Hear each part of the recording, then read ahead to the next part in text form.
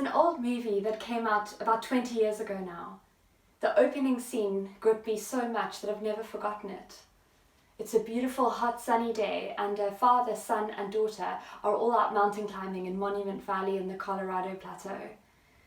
But straight away we realize that they are in a perilous situation, all dangling from the same increasingly strained rope.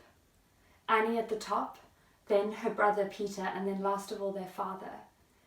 The very first scene of the movie ends with the father managing to convince his son to cut him loose in order to save Peter and his sister Annie. I could hardly focus for the rest of the movie. My eyes kept filling with tears, imagining myself in that sort of situation. But 20 years on, I still remember that scene so vividly. The rope had seemed so secure. It had held them countless times before. But an unexpected situation had occurred, and now, at this critical moment, it was failing them.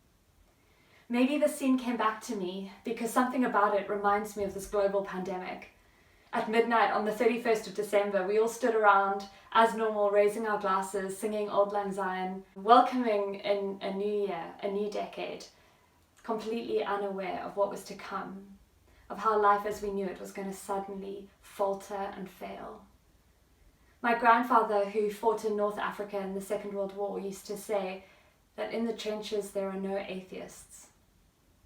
That can, of course, be interpreted in different ways.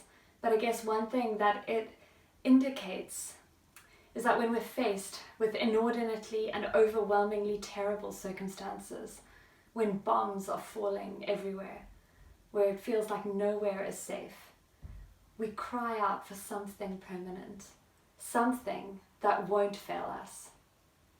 I wonder what life has been like for you as you've lived through these last months. Many will have experienced shocking new circumstances, whether the loss of a loved one, or the loss of your health or income, or loneliness, that stealthy robber that's crept into so many homes and hearts. As we come to the end of this little series, I want to think about these 3 words. Love never fails. In the English Bible, the word is sometimes translated fail and sometimes fall. As before, in the Greek, this word was linked to mountains. In ancient Corinth, as with most Mediterranean mountain roads, the paths were narrow and treacherous. Strabo, the Greek geographer and historian describing the road from Athens to Corinth, said the road approaches so close to the rocks that in many places it passes along the edge of precipices. Whether it was the person walking who could fall and stumble, or the rocks above that could fall on them, or beneath them that could give way, falling was a real danger. I think many of us have felt that sort of frailty in this moment. Whether we feel like the ground beneath us could give way, or something could fall on us and crush us, or whether it's just us who will stumble and fall. That sense of fragility, I think, is common, especially now, and I know I've felt that in these last months. This week, we've thought about how the ancient writer Paul has been casting our gaze onto love.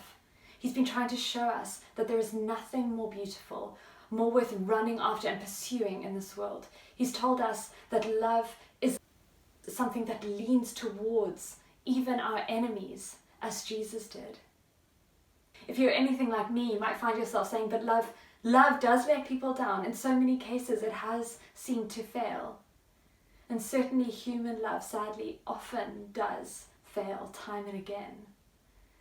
But there is a love that won't fail us.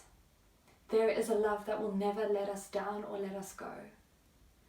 There may be many questions that someone could legitimately ask about the truth of what I've been talking about, or what my colleagues have been talking about in these last weeks. But I have found enough answers so as to give me confidence that the Christian story is in fact a true story. And I can say that the love of God has been the deepest love that I've ever known. While my love has failed time and again, and while the love of those around me has too, I've found God's love to be unfailing.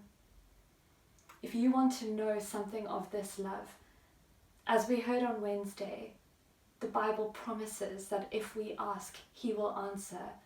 If we open the door, He will come in.